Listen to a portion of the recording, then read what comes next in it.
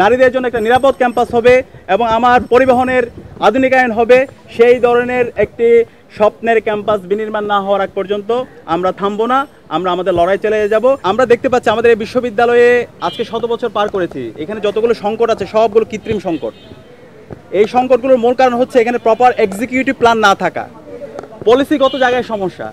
তো ঐক্যবদ্ধ শিক্ষার্থী জোটের পক্ষ থেকে আমরা এই পলিসিগত জায়গায় কাজ করতে চাই। আমরা অনেকগুলো সমস্যাগুলো আমরা নোট করেছি, আমরা প্রতিদিনই বলছি। তো এই সমস্যাগুলো চিরতরে একদম নির্মূল করা যায় যদি আমরা সঠিক একটা এক্সিকিউটিভ প্ল্যান নিতে পারি এবং সঠিক পলিসি নিতে পারি।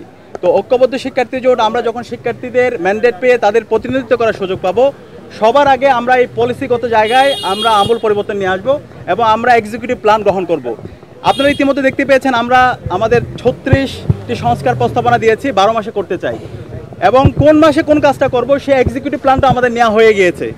তো আমরা বিশ্বাস করি শিক্ষার্থীরা যেভাবে এখন আমাদেরকে রেসপন্স দিচ্ছে, শিক্ষার্থীদের ম্যান্ডেট পেয়ে আমরা যখন তাদের প্রতিনিধিত্ব করার সুযোগ পাবো, ইনশাআল্লাহ আমরা শিক্ষার্থীদের প্রত্যেকটা আকাঙ্ক্ষায় আমরা অ্যাড্রেস করব এবং প্রত্যেকটা আকাঙ্ক্ষা আমরা বাস্তবায়ন করবো ইনশাআল্লাহ।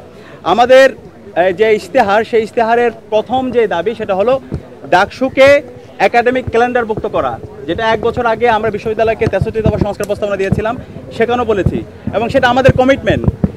ক্যাম্পাসে প্রতি বছর যেভাবে আমাদের সেমিস্টার ফাইনাল হয়, যেভাবে আমাদের রেগুলার একাডেমিক অ্যাক্টিভিটি হয়, সেভাবে এই ডাকসুকে আমরা একাডেমিক ক্যালেন্ডারভুক্ত করবো ইনশাআল্লাহ।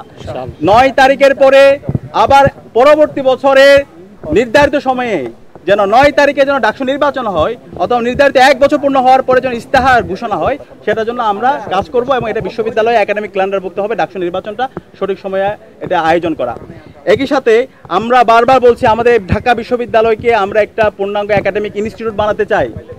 বিশ্ববিদ্যালয়কে যদি আমরা একাডেমিক ইনস্টিটিউট বানাতে চাই তাহলে আমাদেরকে আমাদের গবেষণায় বাজেট বাড়াতে হবে।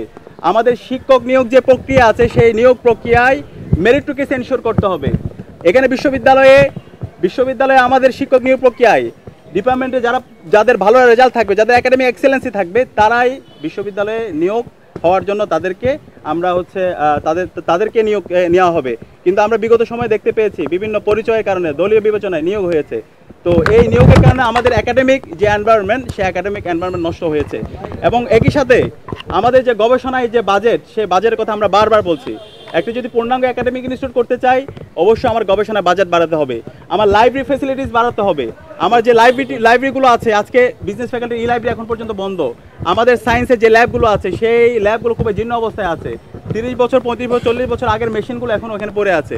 তো এইভাবে তো একটা বিশ্ববিদ্যালয় পরিচালনা হইতে পারে না। একই সাথে আমাদের যে একাডেমিক মেইল আছে, সেই একাডেমিক মেইলের শুধু ভর্তি ছাড়া আর কোনো কাজ নাই। তো আমরা আমাদের একাডেমিক মেইল ব্যবহার করে শিক্ষার্থীরা যেন ঘরে বসে তার ভর্তির কাজ, তার একাডেমিক সামগ্রিক কাজ এবং একাডেমিক যে রিসোর্সগুলো আছে সেই রিসোর্সগুলো যেন তারা ব্যবহার করতে পারে, সকল প্রিমিয়াম অ্যাপসগুলো যেন তারা ব্যবহার করতে পারে, সেই ব্যবস্থা আমরা করব।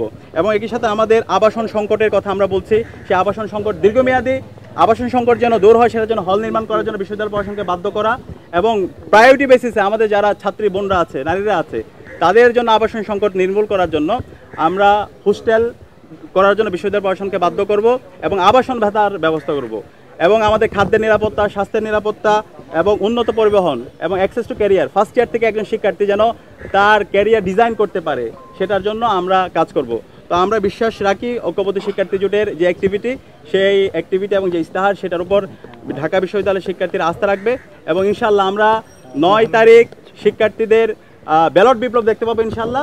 এবং শিক্ষার্থীদের ম্যান্ডেট পেয়ে আমরা শিক্ষার্থীদের আকাঙ্ক্ষার স্বপ্নের ঢাকা বিশ্ববিদ্যালয় বিনির্মাণ করব। এবং সে কারণে আমরা আমাদের স্লোগান দিয়েছি, স্বপ্নের ক্যাম্পাস গড়ার পথযাত্রী, আমরা থামবো না। যে এই স্বপ্ন নিয়ে আমরা ঢাকা বিশ্ববিদ্যালয়ে ভর্তি হয়েছিলাম, এখানে চমৎকার একটা একাডেমিক এনভায়রনমেন্ট থাকবে, এখানে গবেষণার পরিবেশ থাকবে, লাইব্রেরি ফ্যাসিলিটিস থাকবে, আমার খাদ্যের নিরাপত্তা থাকবে, স্বাস্থ্যের নিরাপত্তা থাকবে, নারীদের জন্য একটা নিরাপদ ক্যাম্পাস হবে এবং আমার পরিবহনের আধুনিকায়ন হবে, সেই ধরনের একটি স্বপ্নের ক্যাম্পাস বিনির্মাণ না হওয়ার আগ পর্যন্ত আমরা থামবো না, আমরা আমাদের লড়াই চালিয়ে যাব। এবং সেই স্বপ্নের ক্যাম্পাস বিনির্মাণ করার জন্য সঠিক এক্সিকিউটিভ প্ল্যান বিনির্মাণ করা এবং সঠিক পলিসি নির্ধারণ করার জন্য আমরা বিশ্ববিদ্যালয় প্রশাসনকে বাধ্য করব।